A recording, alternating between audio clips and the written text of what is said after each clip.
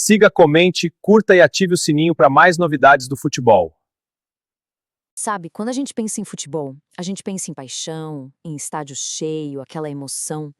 Mas e se por trás de tudo isso, um outro jogo estivesse acontecendo? Um jogo decidido não no campo, mas por homens armados com bilhões de dólares no bolso. É exatamente esse arquivo que a gente vai abrir hoje, para fazer uma investigação forense dessa relação perigosa e violenta entre os cartéis de drogas e o futebol.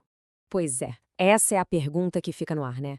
Como é que uma coisa que é pura paixão pode virar um jogo de vida ou morte? Parece roteiro de filme, mas por décadas, o futebol aqui na América Latina viveu uma realidade que, olha, poucos torcedores sequer imaginavam. A gente está falando de clubes se tornando fachadas para o crime, onde ganhar é uma ordem, e um erro em campo, bom, um erro podia custar a vida. É exatamente isso.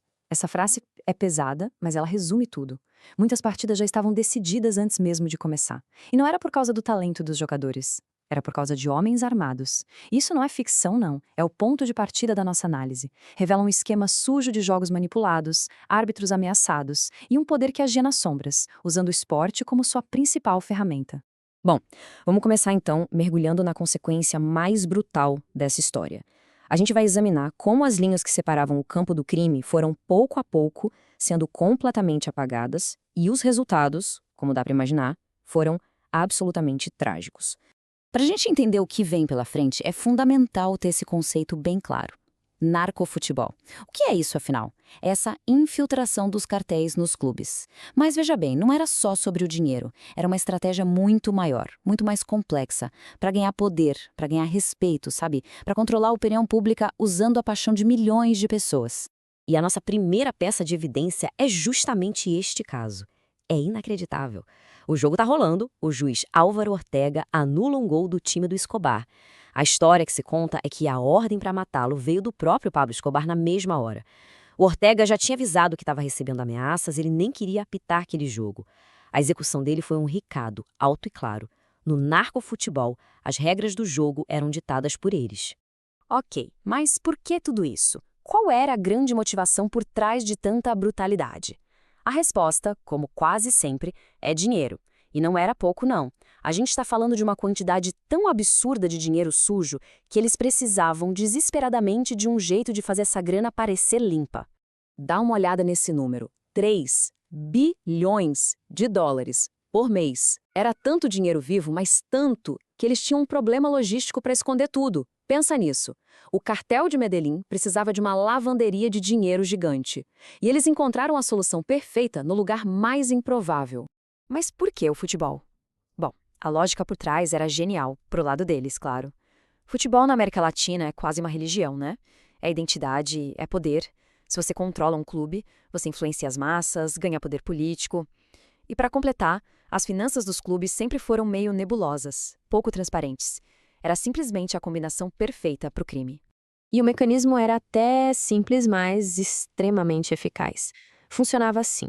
O dinheiro ilegal entrava no clube, se misturava com o dinheiro de verdade da bilheteria, da venda de camisas, e depois saía limpinho, disfarçado em salários astronômicos ou em transferências de jogadores com valores superfaturados. Uma operação perfeita. E com isso eles conseguiam talvez o maior prêmio de todos, a aceitação social. Criava-se essa dupla identidade.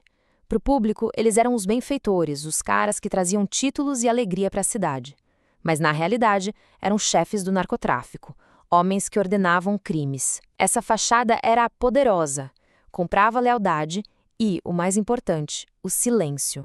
Agora que a gente entendeu a teoria, vamos ver como isso funcionou na prática.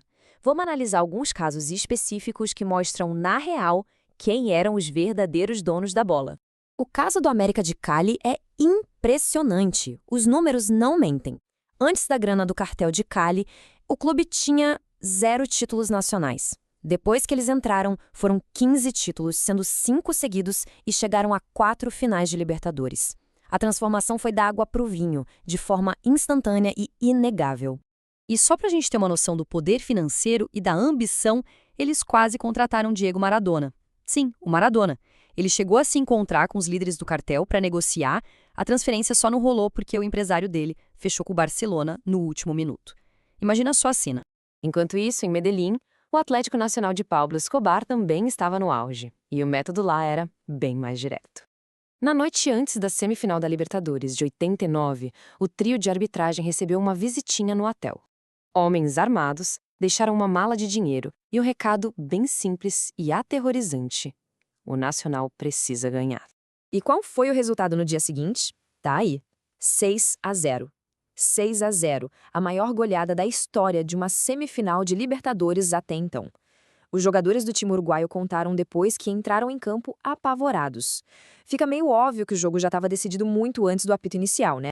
Agora, a gente entra na parte mais sombria dessa história toda: o custo humano e social.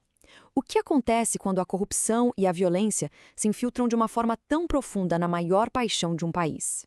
Lembra do árbitro Álvaro Ortega? O impacto do assassinato dele foi tão devastador que uma coisa impensável aconteceu. O campeonato colombiano de 1989 foi simplesmente cancelado no meio. O futebol parou no país inteiro. Foi um reconhecimento de que o crime tinha tomado conta e que não havia mais condições de continuar. Mas a maior tragédia, sem dúvida, ainda estava por vir. Copa do Mundo de 94. O zagueiro Andrés Escobar faz um gol contra e a Colômbia é eliminada. Um erro em campo que acontece, mas esse erro custou milhões para apostadores ligados ao narcotráfico. Dias depois, de volta a Medellín, ele foi assassinado. E o detalhe mais cruel, mais simbólico do que o futebol tinha se tornado, é o que as testemunhas contam: que a cada um dos 12 disparos, o assassino gritava gol. A morte do Andrés Escobar escancarou para o mundo inteiro da forma mais brutal possível o tamanho do problema. O começo do fim dessa era veio de fora. Os Estados Unidos criaram a chamada Lista Clinton, que impunha sanções a qualquer empresa ligada ao tráfico. O América de Cali foi parar nessa lista. E aí, a torneira do dinheiro secou. O clube entrou num colapso financeiro tão grande que acabou sendo rebaixado em 2011. Na nossa parte final, vamos só entender que esse fenômeno não foi um caso isolado e fechar nossa investigação pensando nesse passado que talvez ainda não tenha sumido por completo. É crucial entender que o narcofutebol não foi um problema só da Colômbia. Longe disso. Investigações parecidas aconteceram no México, na Bulgária, na Itália, principalmente nas divisões inferiores, onde a fiscalização é menor. A verdade é que o futebol sempre foi um alvo muito atraente para o crime organizado no mundo todo. E é com essa pergunta que a gente encerra a nossa análise. Hoje, o futebol colombiano tenta se afastar desse passado sombrio, claro, mas a história toda nos deixa uma dúvida inquietante. Será que essa influência desapareceu de verdade? Ou ela só ficou mais sofisticada, mais difícil da gente enxergar? Fica aí a reflexão, porque onde tem bilhões em jogo, sempre vai ter alguém tentando controlar o resultado. Siga, comente, curta e ative o sininho para mais novidades do futebol.